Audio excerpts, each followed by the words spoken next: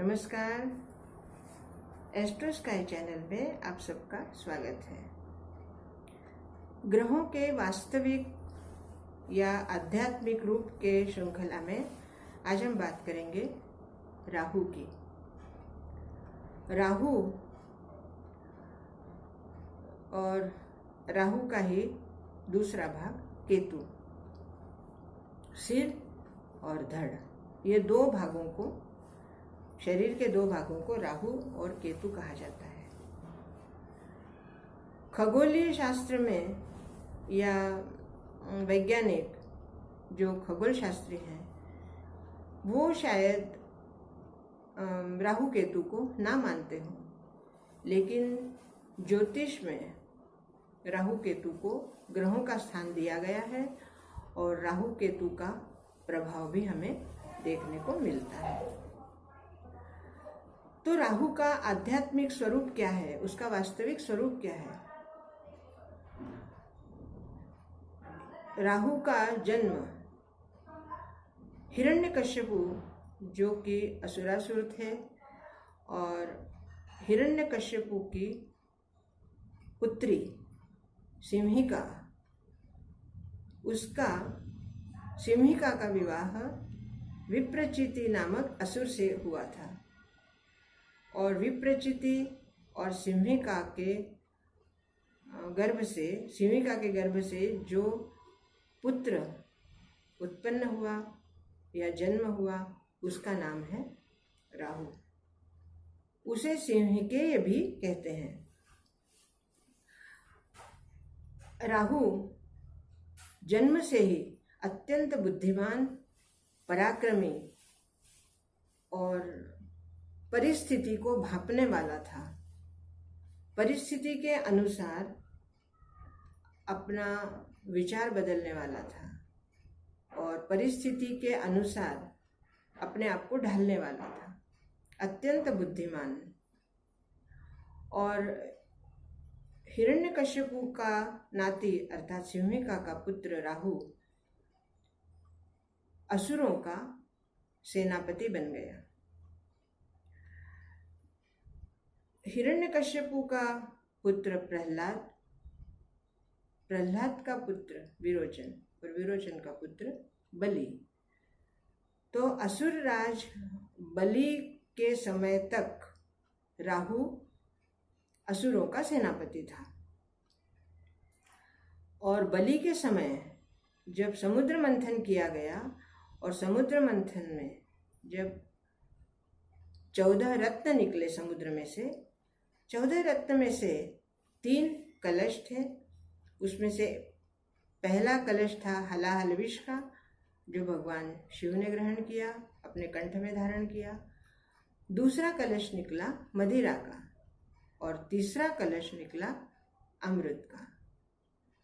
तो उस अमृत कलश को देखने के बाद देवासुर और देव और असुर दोनों में ही होड़ लग गई कि सबसे पहले अमृत कौन लेगा।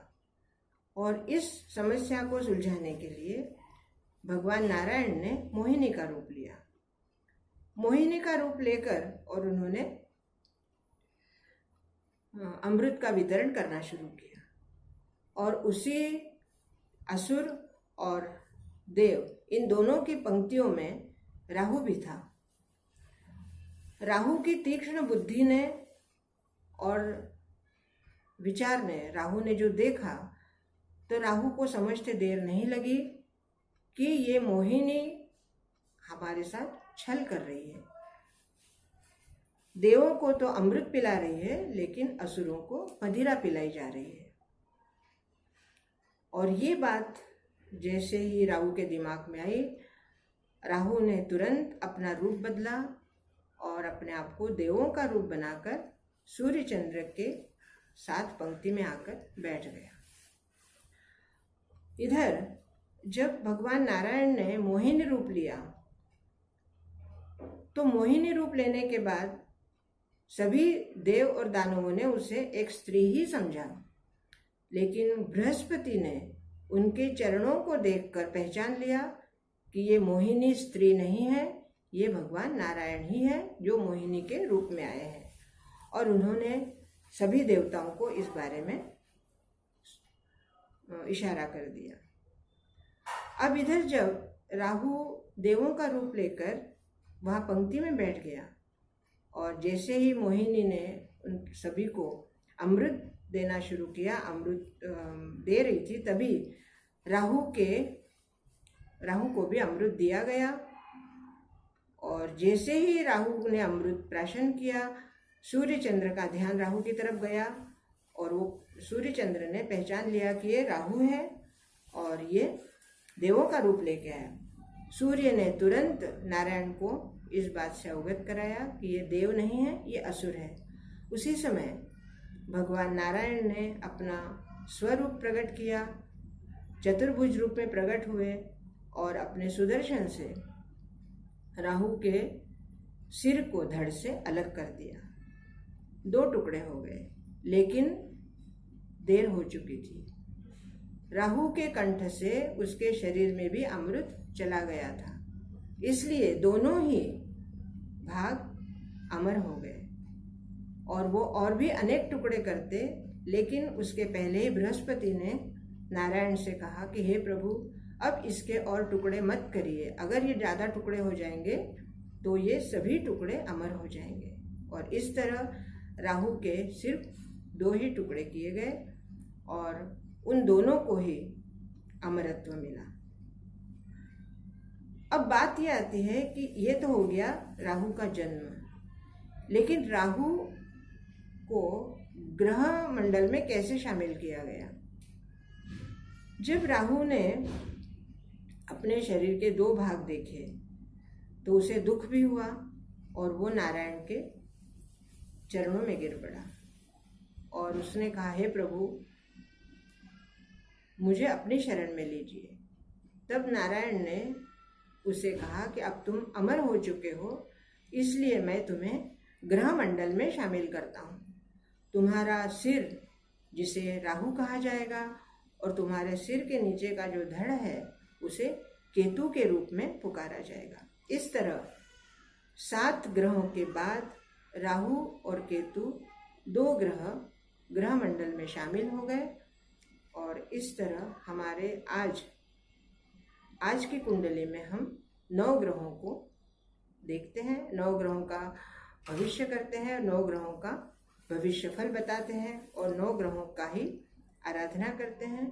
और इस तरह राहु को और केतु को ग्रह मंडल में शामिल किया गया। लेकिन राहु के दिमाग में अभी भी सूर्य और चंद्र के प्रति नफरत थी या क्रोध था। इसलिए आध्यात्मिक दृष्टि से या ज्योतिषीय दृष्टि से कहते हैं कि पूर्णिमा के समय राहु चंद्र को ग्रसित करता है या ग्रहण करता है और अमावस्या में केतु सूर्य को ग्रहण करता है, अर्थात ग्रास लेता है। भौगोलिक दृष्टि से या खगोलीय दृष्टि से हम देखते हैं तो सूर्य, चंद्र और पृथ्वी जब तीनों एक ही सीध में आते हैं तब ग्रहण लगता है, या उसकी छाया की वजह से हमें सूर्य या चंद्र दिखाई नहीं देते।